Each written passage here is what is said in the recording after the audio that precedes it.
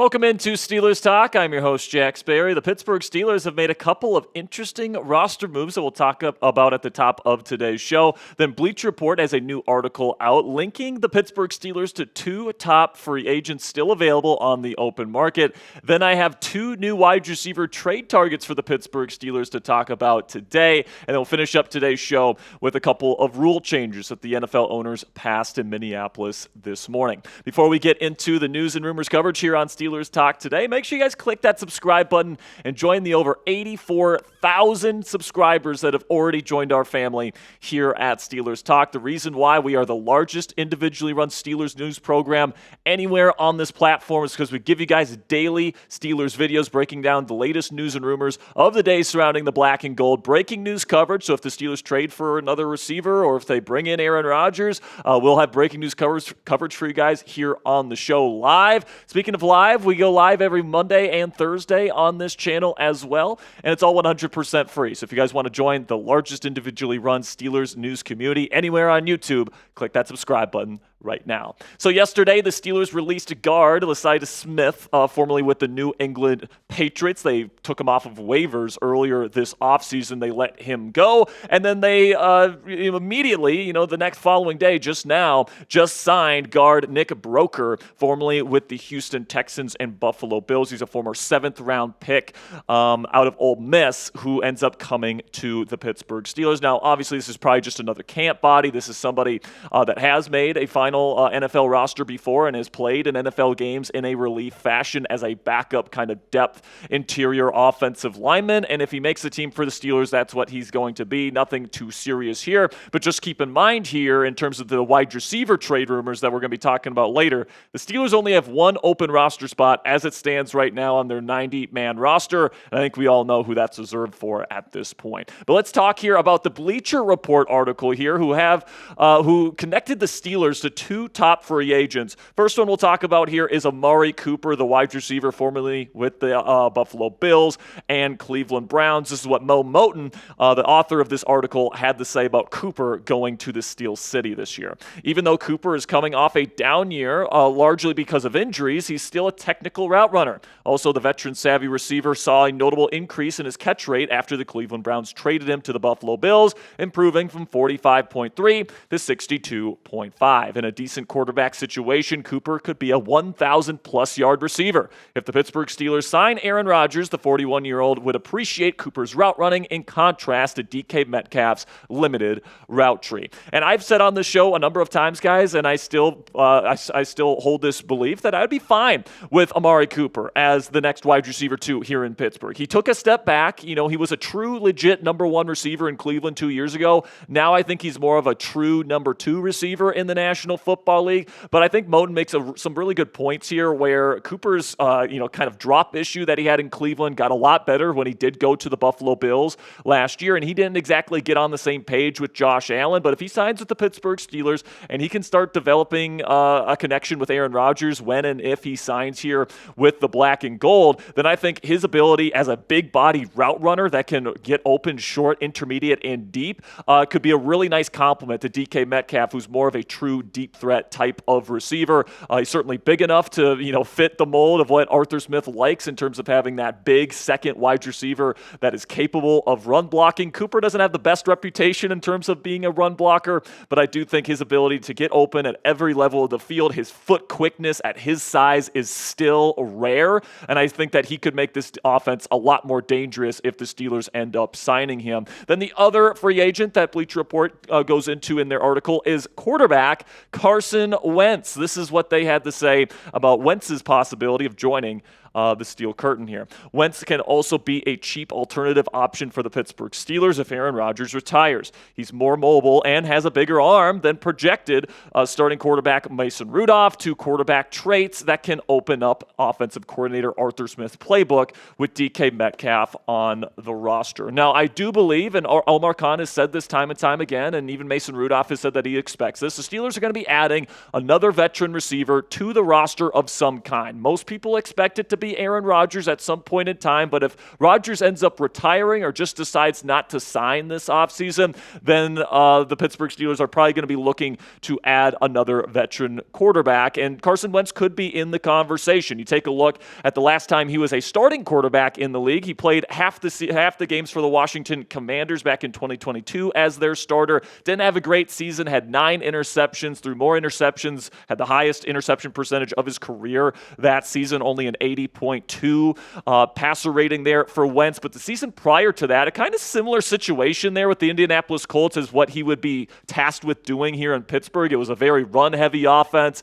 that really relied on the defense to help win them football games, and that would be a very similar situation. And in that situation, he played pretty decently. 27 touchdowns, 7 interceptions, so he protected the football quite well and had a 94.6 passer rating. So Wentz, you could certainly do worse than him if you are the Pittsburgh Steelers in terms of bringing in a 4th veteran option to compete for the starting quarterback job. And you guys can take a look here at the career averages between Carson Wentz and Mason Rudolph. And Rudolph has the higher completion percentage, and they have the same yards per attempt, but Wentz has the advantage in the touchdown percentage, interception percentage, and quarterback rating. So Wentz, I think, has definitely had the better career, but I think that there would be a legitimate question as to who would win the final job if it ends up being Carson Wentz versus Mason Rudolph, if these two are vying for the starting quarterback position in Latrobe this year. And, I don't think that Wentz would be the Steelers' first option when it comes to kind of Aaron Rodgers' contingency plans. I still think that they would prefer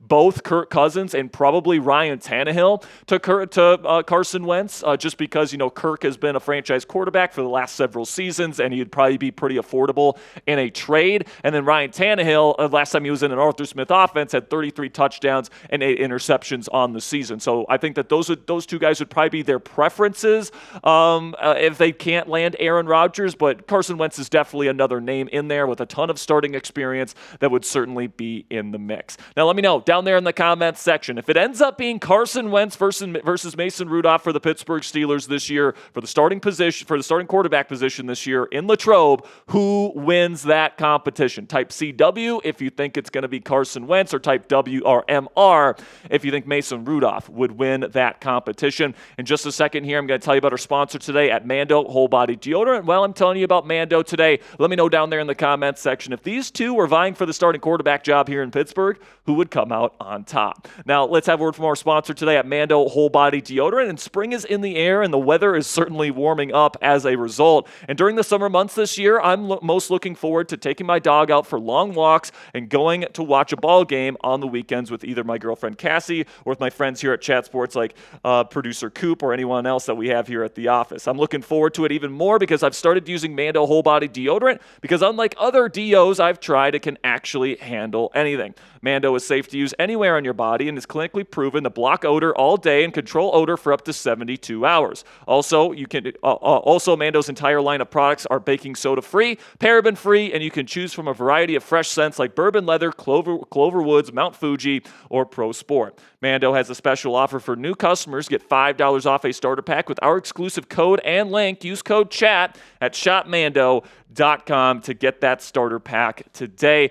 Guys, I'm a big fan of Mando products. I got a whole bottle of Mando body wash at home in my bathroom, and I use that every single day. I also use the whole body deodorant, the spray that they have on there. They've got the 360 sprayer on there, so you can put it anywhere on your body from any angle. It's absolutely fantastic stuff. Personally, my favorite scent from Mando is bourbon leather. It smells absolutely fantastic, and it keeps you smelling fresh for up to 72 hours. Mando starter pack is perfect for new customers because it comes with a solid stick of deodorant, cream tube deodorant, 2 free products of your choice like mini body wash, or you guys can get the deodorant wipes as well that are highly recommended. Plus, you guys get free shipping, so there's very little risk involved here. As a special offer for our listeners, new customers get $5 off a starter pack with our exclusive code that equates to over 40% off your starter pack when you use code CHAT at shopmando.com. That's shopmando.com. Please support our show and tell them that we sent you. Smell fresher, stay drier, and boost your confidence from head to toe with Mando Whole Body Deodorant today. So I want to bring up two new Steelers wide receiver targets here, guys. Two guys that I haven't discussed as potential wide receiver targets on the trade market on this show before. Of course, I just want to remind you guys that just because I'm talking about possibilities here doesn't mean that I think it's necessarily likely. I just want to present you guys with possibilities, and then we can talk about the likelihoods of those possibilities after the fact. Somebody that I want to talk about here today is John Metchie III, formerly from the Alabama Crimson Tide, currently playing for the Houston Texans. And Metchie is somebody that was brought up in trade discussions for the Steelers last year, especially during the Brandon Ayuk situation. There's a lot of people that wanted to trade for Metchie instead of trading for Brandon Ayuk. This is what we're working with here with Metchie, where he's 25 years old, so he's still relatively young. He's got some decent size to him, 6 foot, 195 pounds. Definitely not a shrimp out there. And he's known for his run blocking at that size. Like, his ability to really just put people in the ground at 195 pounds is something that's really rare for a receiver and something that I think Arthur Smith would really love about him. Plus, he's a really good route runner. He's had some really good examples on tape of him changing directions on a dime and really making some guys look silly out there. Now, the contract details, he's only got 1 year left on his rookie contract, so it would be a 1 year rental, and you would kind of hope that he would play well enough to get a second contract with the Pittsburgh Steelers here if you end up trading for him. But he is certainly somebody that I think is getting buried on that wide receiver room there in Houston. I mean, they brought in Jaden Higgins and Jalen Noel in the NFL draft this year. They're going to play, and they're going to play early. They added Christian Kirk this offseason.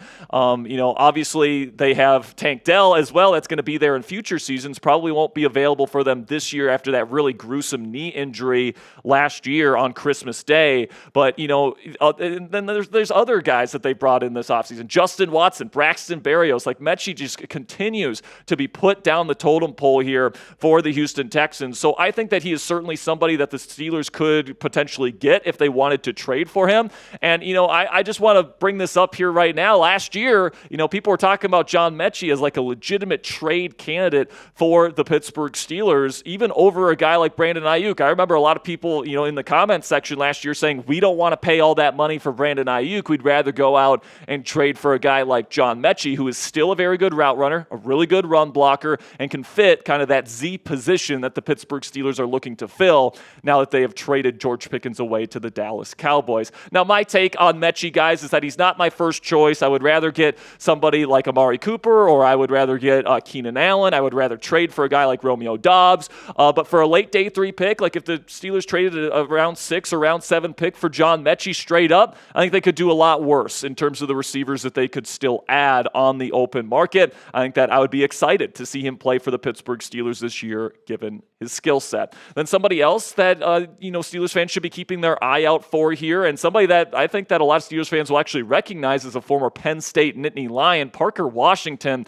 currently with the Jacksonville Jaguars. Still super young, just 23 years old. Now, he's a little bit shorter at 5'10", but he packs a punch at 204 pounds. He's very difficult to bring down in the open space because of that, and which makes him an awesome rack threat, so that's run after the catch threat. He can play inside and outside. He played mostly in the slot at Penn State, but they actually played him more on the outside last year in Jacksonville and really played well out there. He's a good route runner with very solid hands, can make catches in contested catch situations. I liked him a lot coming out of Washington, where I thought that, or not out of Washington, out of Penn State, where I thought he could be a potential number 2 receiver in the future. And I think he showed some good things last year in Jacksonville when Christian Kirk ended up being out with that injury that he suffered midway through the season. He's still got 2 years left on his rookie deal, so if you trade for him, he's still got 2 years of cheap, affordable, years out of him as a number 2 or potentially number 3 receiver option. But as somebody that I think this fan base is very familiar with,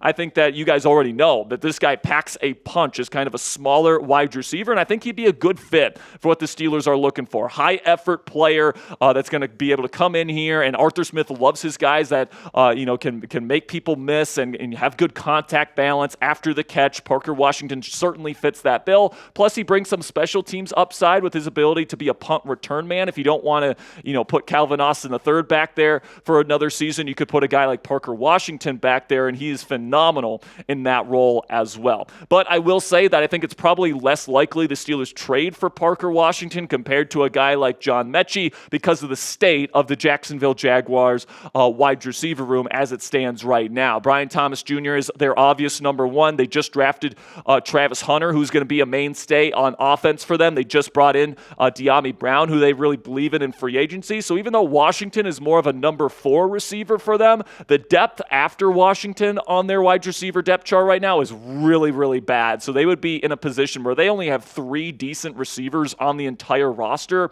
if they trade Parker Washington. So because Washington's a wide receiver 4, I wouldn't completely rule out that they'd be open to trading him, but because there's so little depth behind Washington, I would say Metchie is probably the far more likely trade candidate than Parker Washington is at this point in time. But if you had to pick between these 3 receivers, which one are you bringing in? Are you bringing the older and more experienced Amari Cooper in free agency, type AC? Are you trading for the younger player, but you're giving up a draft pick for a guy like John Metchie, type JM? Or would you rather trade for Parker Washington, type PW, down there in the comments section? Now, before I go here, some final news items to kind of finish out today's edition of Steelers News and Rumors. First up, the NFL owners voted on a number of items today in Minneapolis, and a lot of people thought that the tush push was going to get banned, but that ended up not being the case. Jason Kelce came up at the last moment and apparently convinced some teams to switch their vote, because Diana Rossini reported this morning that they had the votes to ban it, and then all of a sudden they didn't have enough. So the tush push survives at least one more season.